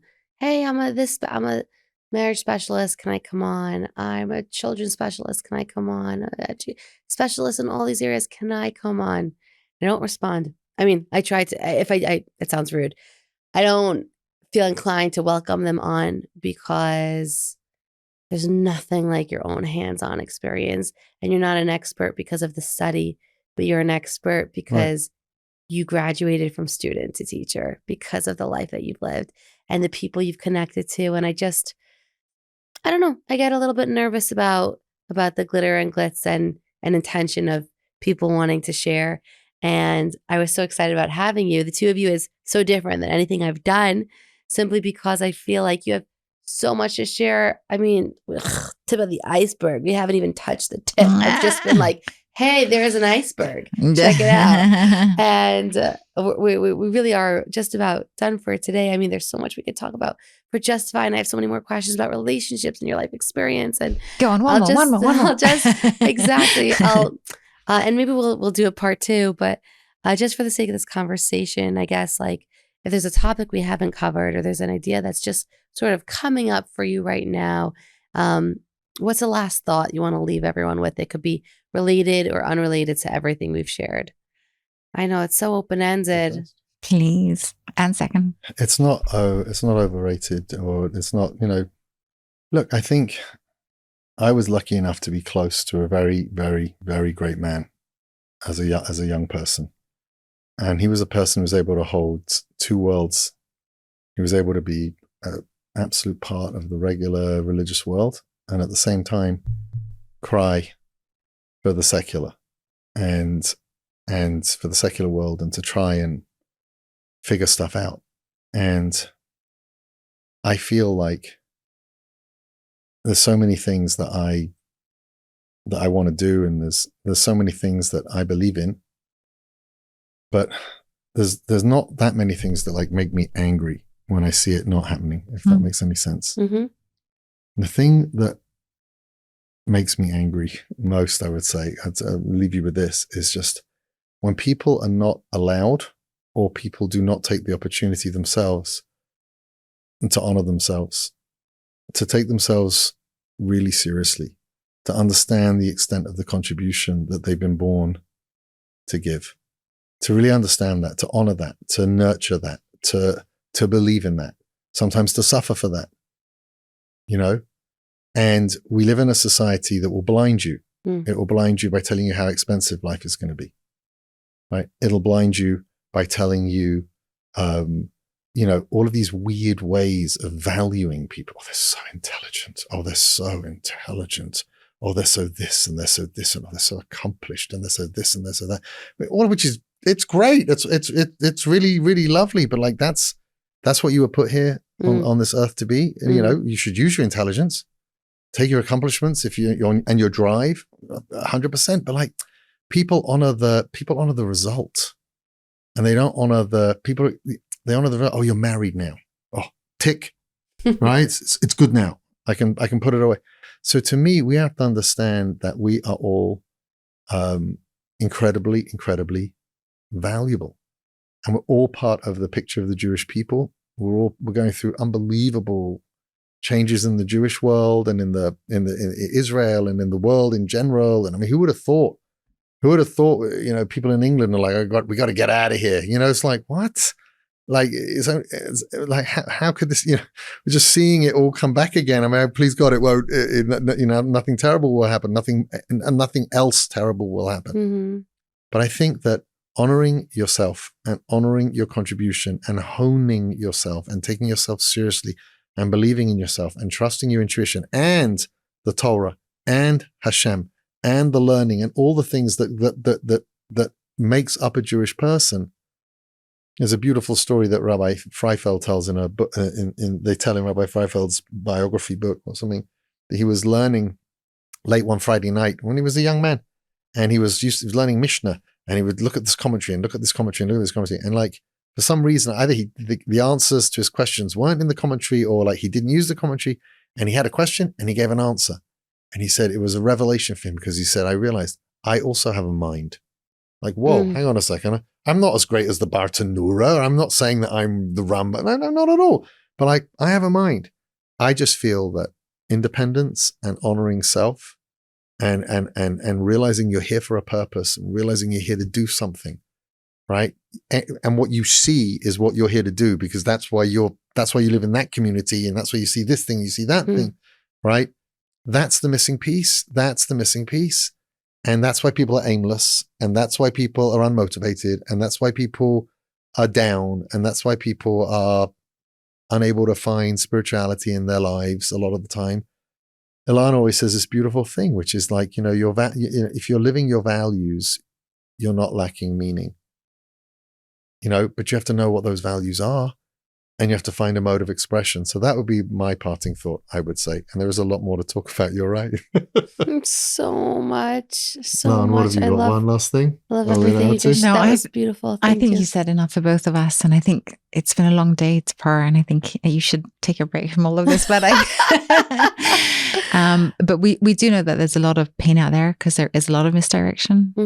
We hear that because when we give, you know, honest, whatever, let's just say advice, people are like, well, nobody ever says that. And, and, you know, if we can help, let us know. I mean, if we can help, let us know. If you know, you're seasoned helpers, you're helping, you're doing an extraordinary amount. You're like disco balls radiating onto Klal Yisrael. I'm just lucky enough that I get to sit here and have a fun chat with you all about it. I'm frustrated because I just want us to keep going. I'm trying to think. Executive decision. Like, do we just keep going for 10 more minutes? I'm gonna do something wacky. 1 second. I'm just gonna call my team because I don't even know if we could upload things that are so long. I don't know. We're gonna keep this on air. Hold on. Let's see if he answers. Quick question. Is there like a max 10 episode that I have to just stop? Like, can I keep going if it's an hour and 20, or do we have to stop? Okay. Thanks. All right. Okay, bye. We're going to keep going. Oh, wow. Yay! Yay! Okay. We also want to give a special shout out to our sponsor, Leader Kids, the leader in children's wear. They have over 50 stores worldwide in 7 locations. Right here in the US, they got Lakewood, Muncie, Bar Park, Williamsburg, Flatbush, 5 towns in Baltimore. And if you don't live in any of those, a fantastic store online. They are the one-stop shop to hit up for clothing for your kids. They've been dressing kids for decades, and they're here to make your life easier. Their team is super committed to helping you outfit your little ones in clothes that are not just trendy, but my favorite, super affordable, so you could stock up without stress. Leaders Kids is a one-stop shop, so from head to toe, you got Shabbos, weekday essentials, accessories, shoes, hosiery, everything you need in one place. What a relief, right?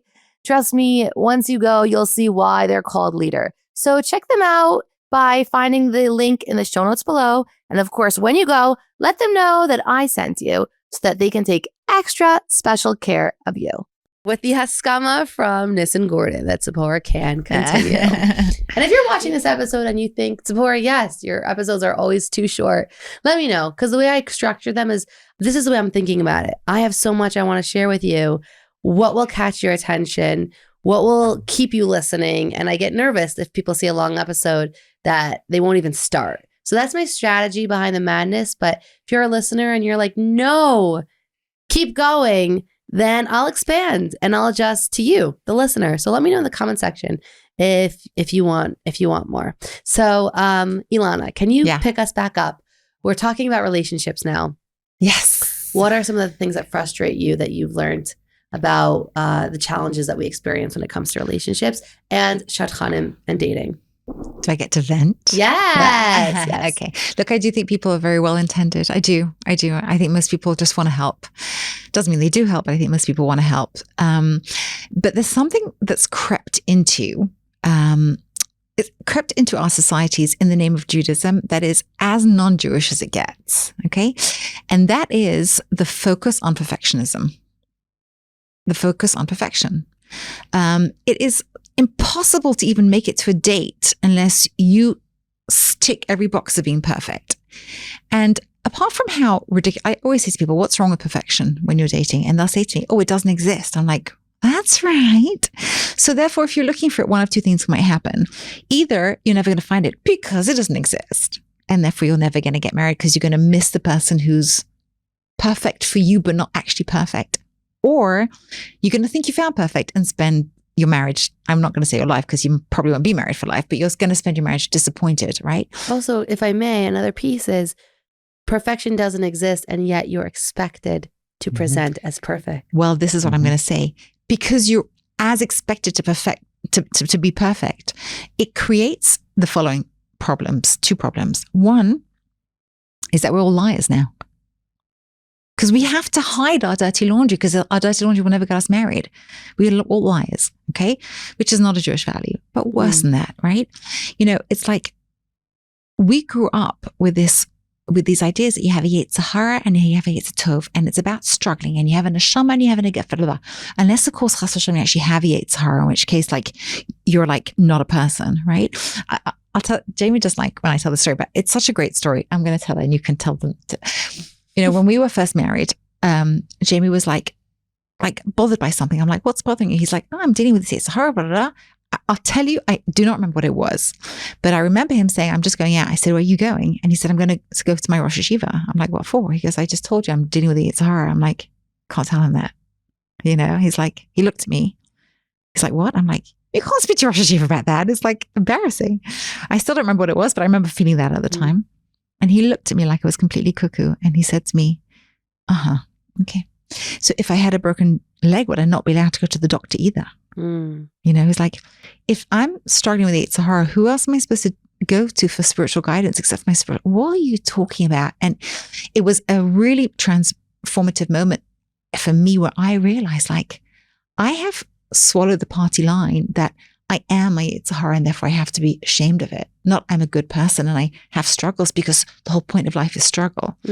When we dated, a huge part of our conversation to know if we were suitable for each other was like, what about your weaknesses? What about your faults? What about your struggles? What about that? Because, you know, we're going to spend our life with each other. So like, can you handle mine? And I'd love to know if I can handle yours, because before I make this decision to stick with it forever, I just want to like be okay with it. You could hardly have that conversation today. And if you do, you have to have it behind the back of your parents and your shadchanim and your teachers, and maybe the two naughty people in their fifth date can actually, confess it. How are you supposed to go on a growth journey if there's nothing that needs growth? Mm-hmm. How are you supposed to grow on a journey of becoming if everything's, or if you're already perfect? Like, why are we alive? We know it's about the struggle to become a better person. And yet if we're not perfect at the beginning, then we're not even allowed to date. Like, it's such an invasion of a treif concept that's become, yeshivish. I feel it has to go if we're ever going to have a chance. Yeah. I think there's a lot of people that aren't like that. I do think there's a growing number of people that are like that, that that are not interested in that, and that don't want to deal with that. Sometimes parents will be more relaxed about it on a second or third or fourth child, because they're like, okay, we tried that with the first, and like, oh my God, look what happened over there. It's so miserable. But I think that where it comes from is as follows. I think this is important, is that the religious world needed to reestablish itself. And therefore, being a member of the religious world was in and of itself a tremendous rebellion against like America or England or like Israel, like whatever it was. And it became a value in and of itself. I think that's one of the reasons why there's like such a interesting focus on like exact dress. Fascinating. Right? Because it means you belong. It means you belong. You're part. It's like being a member of the party, a member of the right political party, or this, that, and the other. Again, no disrespect meant, because that's what allowed for the tremendous growth that we've seen in the world, the Torah growth across all communities. It's unbelievable. It's unbelievable. It really is unbelievable. But at the same time, those aren't really the criteria for marriage or for choosing a profession. Right? They're just not really the criteria for those things. They can be part of the picture. You don't have to be, if you're yeshivish, you don't have to marry someone who comes from, I don't know, a Hasidus that that's fine. It's completely fine. It's part of the picture, and it is part of who you are. But I think it became more important than it is. Yeah. And it's just not important. It's not important. It's just more important than it is. And one of my rabbeim once said to me as follows: I never met he knew all of the Gedolei Yisrael. He was one of that type of person. Gave a couple of shiurim at the Desha Torah. It wasn't like an Aish rabbi or anything like this.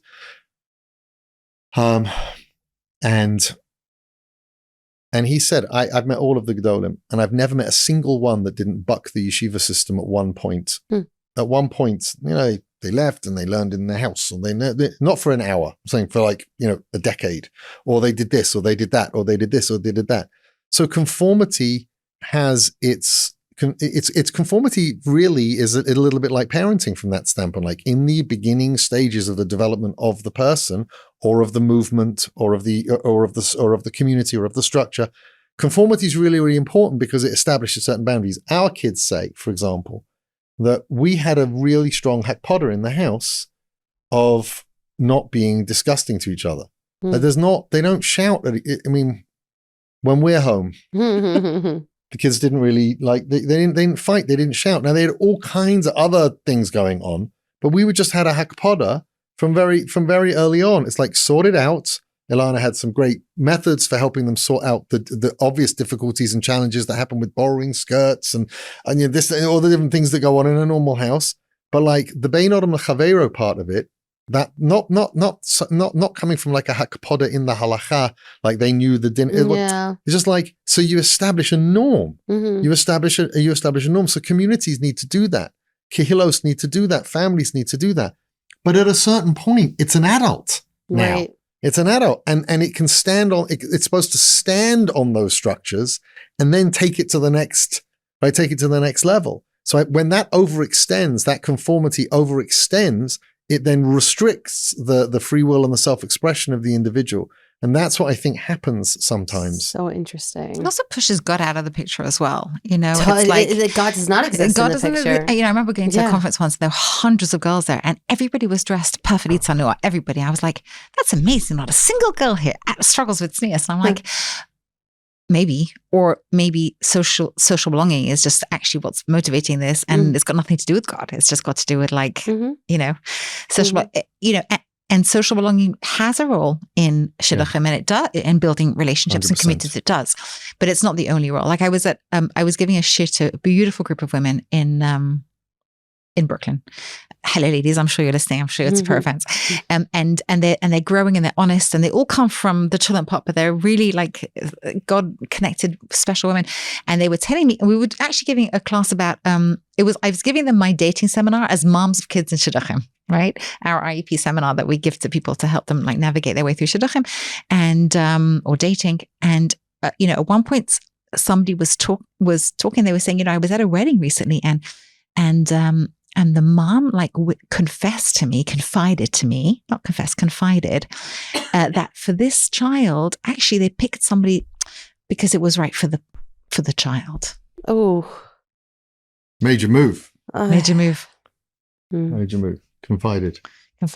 Yeah. So again, I don't think this is everyone. I think most people you would talk to, they'd be like, yeah, it's nuts. I wouldn't do that. But like, I think we bump into these problems enough. Maybe. That I don't think you have to pretend that it's everyone. Right? It's like you talk about off the derech.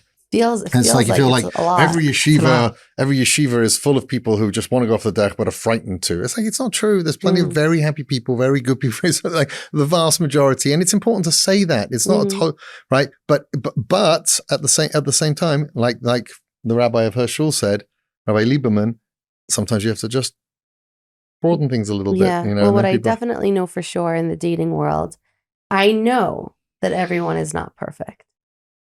I know that. And I also know that everyone believes they have to be.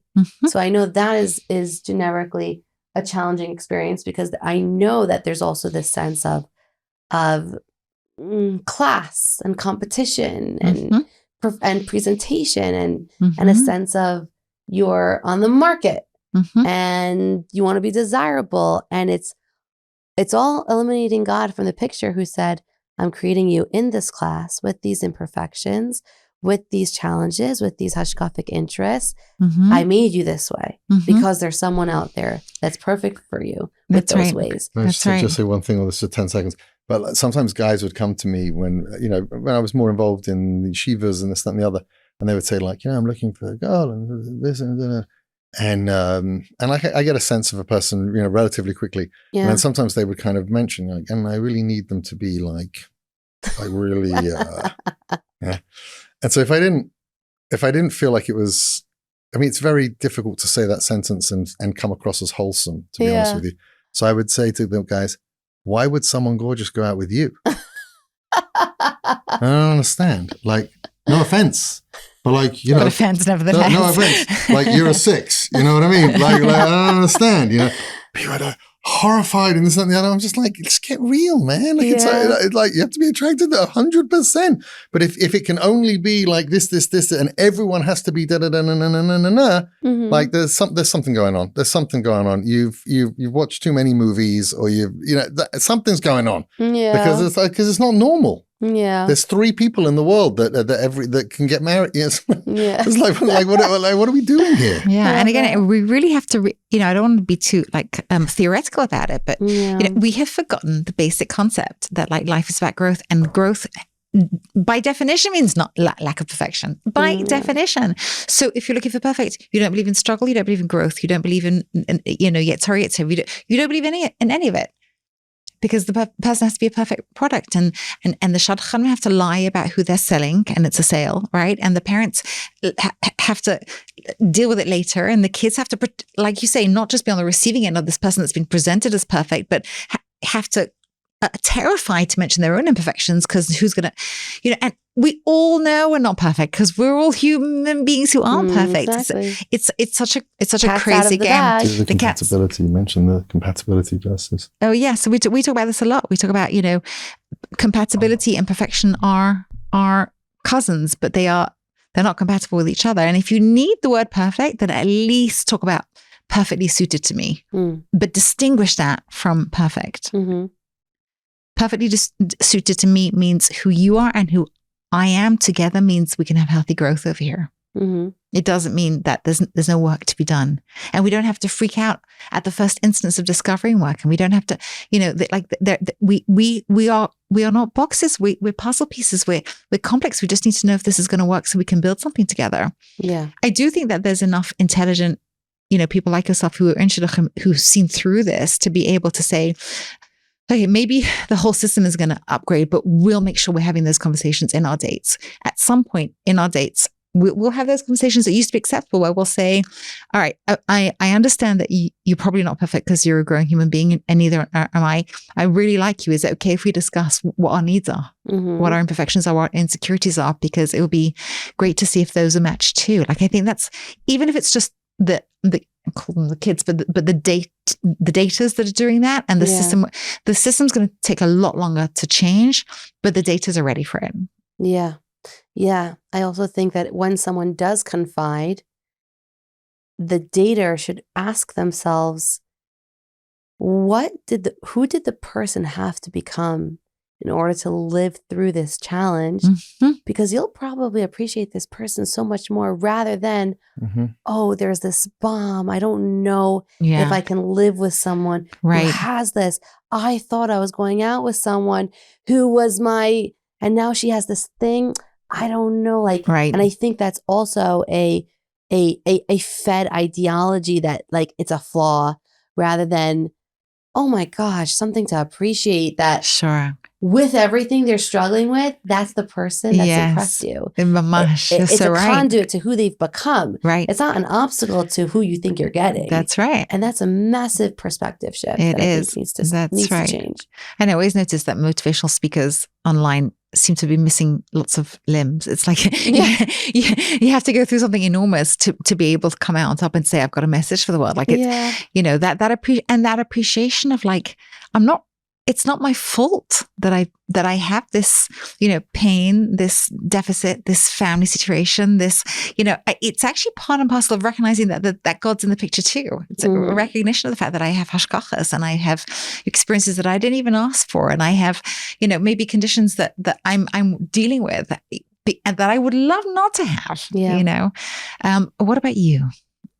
What about me? What about you? Meaning in the date, like, these are mine. What about? And you're right. It takes. You're right there. Now I was going to ask you to spill all your dirty. That's it. Now we're going for cool nachi. We're going for another.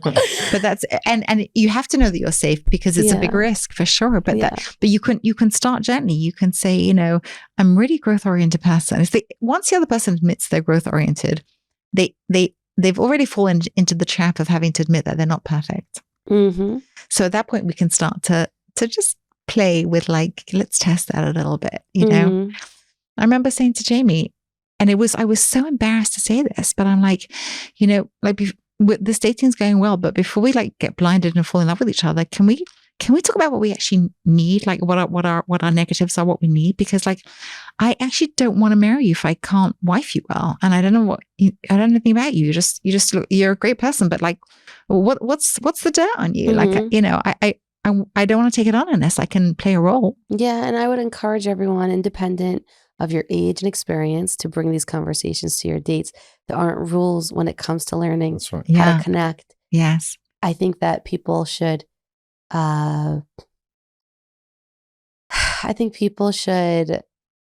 open their hearts more and let go of the rules and follow their intuition. Oh, I had a question, but I can't ask it yet. Or I don't know about, what did he think about this? Ask him, hey, like, what do you think about what I just shared? Does it scare you? And I think that it's hard for people to have these conversations if, when they show up to the date, they don't feel confident about or love themselves. And that actually has to happen before you start dating. That's right. You want to go on a date, not really needing to marry the person who's sitting in front of you, because you're okay. Yeah. It's a great way to date. It's interesting because, my parents got divorced when I was 11. And so I didn't really grow up with a paradigm of, kind of, right? And Ilana's father passed away when she was very, very young. So also without that normative kind of paradigm. And so I think that we had to kind of make up our own rules. Kind of, in a certain way, kind of make up our own rules, because we didn't have, very great, great, unbelievable mother, great 10 years. mom, dad, it's all good. It's all good. But not that paradigm, not that coming home at night and everything, right? But I think the depth of what you're sharing over here and what we're talking about over here is really that as society, as from society and Jewish society and Western societies developed, we're all so sophisticated at this point. There's so much information. I don't mean phones. I don't mean that. There's just so much going on. There's so much that's complicated, not complicated in a bad way, just like subtle and complicated, right? That like you've got to find your own way a little bit. Like it's not necessarily the case that the paradigms that you've seen will always work. Now, like I said before, and I really mean this, I meet people all the time who are just like, yep, I was in the system. I don't know. It's great. I met a great guy. I met a great girl. I'm totally happy. The kids are doing it. It's like amazing. It's not, it's like I said, it's the same thing with Justifi. It's not because the other kiruv organizations or, kiruv programs or outreach programs or education programs are rubbish. It's not true. It's not true. But I think that we have to kind of be prepared to remake certain aspects of things because we are standing on the shoulders of the previous generation and society that was dealing with its own struggles, and they're standing on the shoulders of that, and so that there's going to be a lot of unknowns, and you've got to be prepared to kind of remake those things in a way that works for you, so that you're full strength. It's part of the whole concept of the leaderless generation pre-Mashiach. It's like you see people doing unbelievable things, creating chesed organizations and influencing and having enormous impact, and it's grassroots. It's almost like everybody has to play a role in this. We can't just sit back and be the and let Moshe take care of us. It's like it's a grassroots world, and and I think that whilst that's a little bit scary, that's also like it's a call to greatness. Yeah. So if it's happening in our generation, it's clearly because we're all great enough for it. Yeah, take a number and follow it. Follow the person that calls it, the experience that calls it, the opportunity. And if you're afraid, that means that there is greatness, because it's really scary to do great things. So if you're feeling afraid, that can either be the motivation, or you can choose to sit back down because it feels scary to stand. But then you're going to ask. You're going to ask for greatness. Yeah. So when that feeling comes, know that means you're getting closer. That's right. Every one of our great leaders turned down leadership. Every one of them. Read through the stories. Yeah. They turned them down, and that reticence is it's a very good sign of potential for the people who are like, I want to be in charge. Those are not the ones you want in charge. Yeah. It's the ones who are like, do I have to? Stay away from those. Those are the ones that make the great leaders. Yeah. Right. Yeah, I think Hashem asked Moshe, I don't remember how many times. Yeah, plenty. We'll leave it at that. Right. Like, lead the Jewish people. And he was like, I can't. But God, all knowing, told you can. Yes. And yet he had doubt. That's right. But that doubt qualified him. Right. It's amazing. And in a few minutes, can you please share what Justifi is, what it offers, just so that if someone's in their kitchen, they could learn a little bit about what the work is, and they could try to do it in their own little town. Sure. Between being Adam La'atzmo, because not everyone can join, but I want them to learn a little bit of what you hope to accomplish when you're there. Look, I think the idea is as follows: is to introduce people to environments, people who want to make a difference but might not know how to take them to places, to experiences, to issues, and to meet people who are choosing to make a difference in those situations. It's to go to places where you see the lack of where you see a lack of Jewish values run amok. It's gone nuts. It's gone nuts when you see what dishonesty in business does to an economy, or can do to when you see what lack of tzniut boundaries can do, right? When you see what lack of kavod for other human beings can do, child slavery, human trafficking, you start to see. Now, the point is not necessarily that people should dedicate their lives to those things. It's that they should meet other individuals, even if they're generally non-Jewish people that are doing these amazing things. I think we had a non-Jew who just finished the American art, like the U.S. military.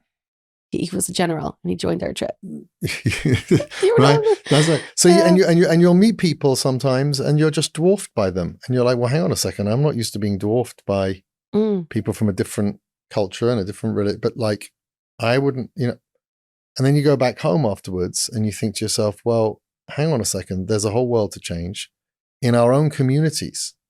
Right? I have a friend who just a simple little thing in his community in Queens. They just noticed that there were a lot of families with that had been divorces, and when the boys were home with their mum for Shabbos, they didn't always have someone to walk them to shul. So they just made a committee in the shul of fathers who would pick up those kids and walk them to shul and have them with them in shul, and bring them home with their own kids. That's all. That changes the world, man. That changes the world. You don't have to be in Thailand, but there's a lot more that needs to be done as well. But in fundamental terms, not everyone is called to that, to the bigger things. But to see the things around you, in yourself that need fixing, in your community that need fixing, right? And I just saw that you can say those words and everyone's like, 100%, 100%, 100%. But when you have an experience and you see the ramifications of not doing versus doing, and you see how you're seeing the end result of not doing, right? We know, those kids that are being walked to shul, that's going to make such a big difference down there. But when you take people and they see what a big difference it makes in the negative when things aren't taken care of, it introduces people to the real cost of them not stepping up, right? Without guilt, because there's an area that's natural for you. There's an area that's easy for you, right? Yeah. You had an experience on Justifi, right? That was not easy for you. That was not easy for you. But at a certain point when you were on, when you decided you were going to first speak about the things that you like to speak about, I'm not saying it was easy for you, but it was natural. It was like, I got to do something about this, like enough. Yeah, I remember, firstly, I love what your friend is doing in Queens. And I'm just thinking like my brothers who lost their dad, like if someone from the community had said, hey, I'd love to walk with you to shul. Can we make that a thing? Wow. That probably would have been a game changer for my younger brothers to walk with a father figure. So for a divorce, or if someone's listening and you know someone in your community who fits that guideline, to reach out and just make it a thing. Oh my goodness. So on Justifi, first what's coming to my mind, I remember we were in Peru, you picked up this bag of coffee beans and you said, oh, nutty and balanced. Tzipor, that's you. Do you still have the bag? I just remember. It needs to be framed. I remember, but we were in Thailand on this huge cliff that completely would be like illegal in America. And everyone was jumping off in their super cool bathing suits. And you know what? Loud and proud, at that time I was wearing a Schwim Clyde. Everyone was like, what is that? Why are you wearing clothes? We're in Thailand. And everyone ran off. And I was so scared. I was the last one. And when it comes to high adrenaline activities, the longer you hesitate, the lower the likelihood that you'll jump. Your fear just grows and grows. And that's why people run. They try to run before the impulse, which is to survive and stay back, kicks in. That's right. And I just said, I'm scared. I don't want to. And then I looked at you and I think I said, I'm going to think of something that's holding me back in my life. And when it is worth it to jump off this building if it means I'll let it go behind. Wow. And when I jump, I'm choosing to say, because it's an intentional decision, I'm letting this go here. I'm not bringing it back with me.